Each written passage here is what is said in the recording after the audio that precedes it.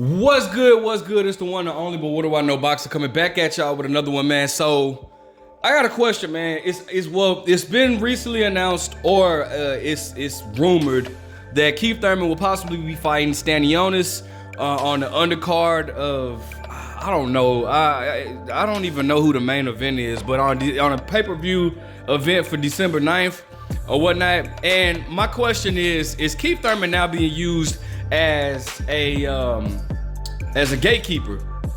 And now, before I get into that, I know it's a lot of people. One of the things that I've learned, bro, because you guys are funny. Now, a lot of these guys that comment these things on my channel.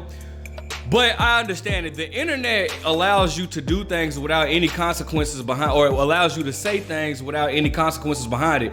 So a lot of people feel comfortable saying these ridiculous things because they know that, nothing, they're behind a keyboard. Damn near all of these dudes wouldn't say none of that in person.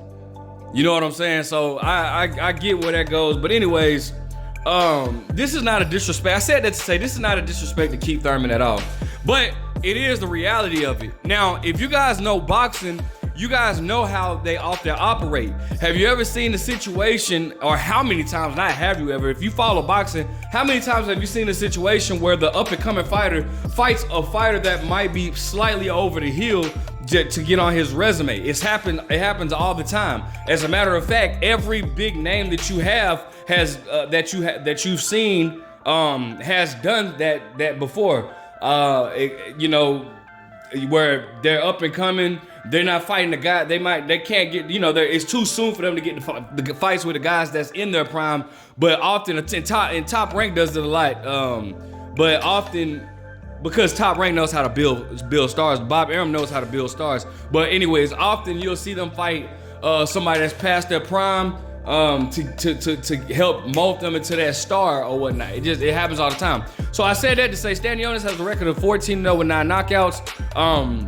He's been out of the ring since February of last year. That's not been his fault. Actually, both Keith Thurman and Stanionis have been out of the ring since February of last year. Now, Keith Thurman, I blame him because Keith Thurman just don't want to be active. Stanionis, that's not his fault because Virgil Ortiz has been like I feel bad for Stanionis. I really feel like Golden Boy should compensate him on some type of money because of the issues that's been going on with Virgil Ortiz that happened twice now. So that's not been Stanionis' fault. But both of them been out of the ring since February of last year. However, Stanionis is up and coming. More so, trying to establish himself in the welterweight division. Keith Thurman has been in the welterweight division. We've known about Keith Thurman since, I want to say 2011. That's when he kind of hit the scene, all right? Now, again, obviously, I've spoke on this on my channel before. If you haven't known, go check out my old videos. Keith Thurman has not been active at all.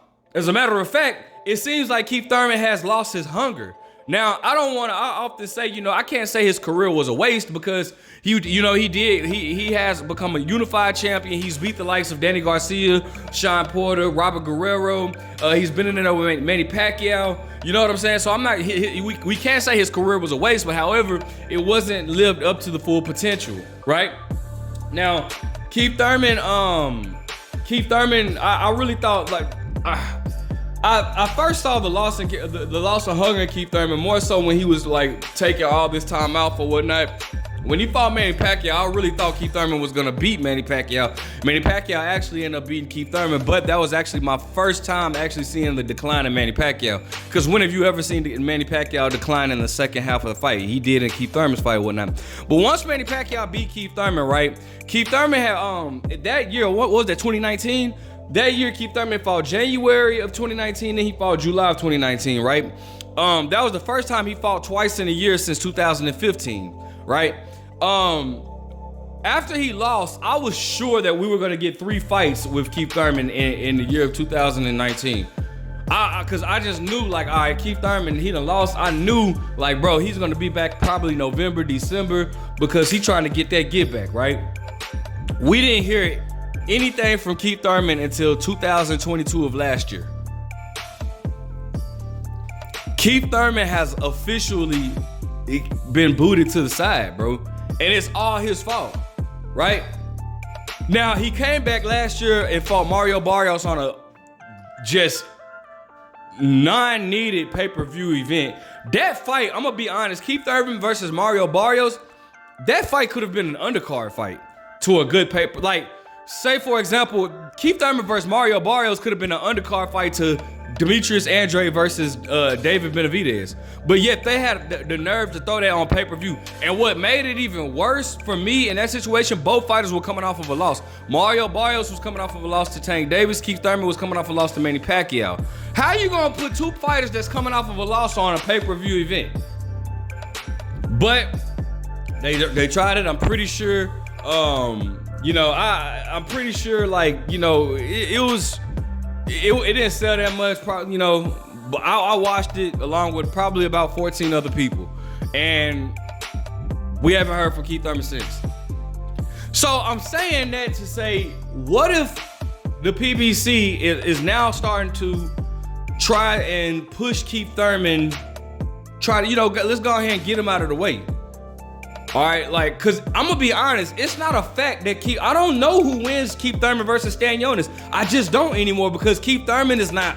When's the last time we've seen Keith Thurman just look like the old Keith Thurman? Matter of fact, when was the last time we seen Keith Thurman get a knockout? Was that 2015? And this man started his career based off of knocking everybody out. When I first saw Keith Thurman on the mainstream, he was like 18-0 with 17 knockouts. Like, he started his career based off of knockouts, bro. But the last time he had a knockout was who against Luis Collazo in 2015? It's 2023. Damn near 2024, but we ain't seen a knockout Keith Thurman forever. So I'm wondering, I kind of feel like, and this is just my opinion, and I definitely want you guys to drop your opinion in the comment section, but I think that they're trying to go ahead and push Keith Thurman on out of the way. Go ahead and get him out of the way. Let him, he had his time. He didn't do anything with it.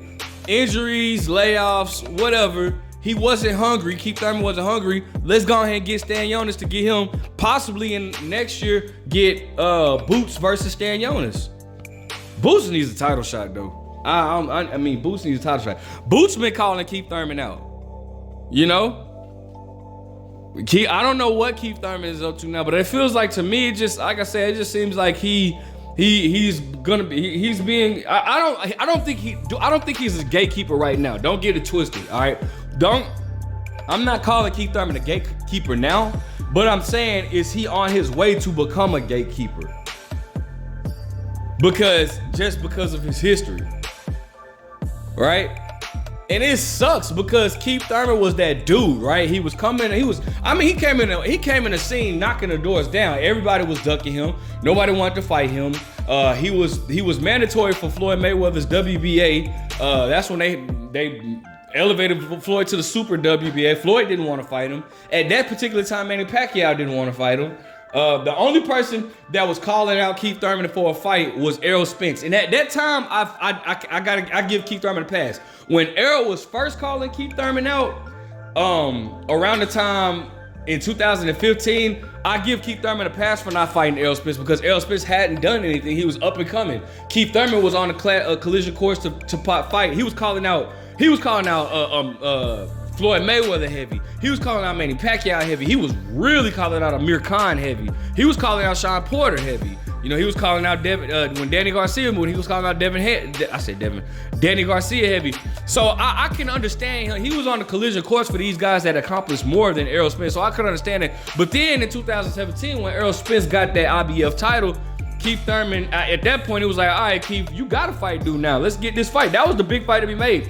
Keith Thurman didn't want nothing to do with Errol Spence. It was like, the more Errol Spence was calling Keith Thurman out, the less we was hearing from Keith Thurman. So I gotta know, what's your guys' opinion? Do you think that Stanionis, do you think that they're trying to make Keith Thurman a gatekeeper now? I mean, because it seems like that's a big possibility. But I gotta hear you guys' opinion on it. Let me know what you guys think. Make sure you guys like, comment, subscribe. Who do you see winning between Keith Thurman and Stanionis? I think that's a very good fight. Wish you won on pay-per-view, but I'ma still watch it. Like, comment, subscribe, but what do I know?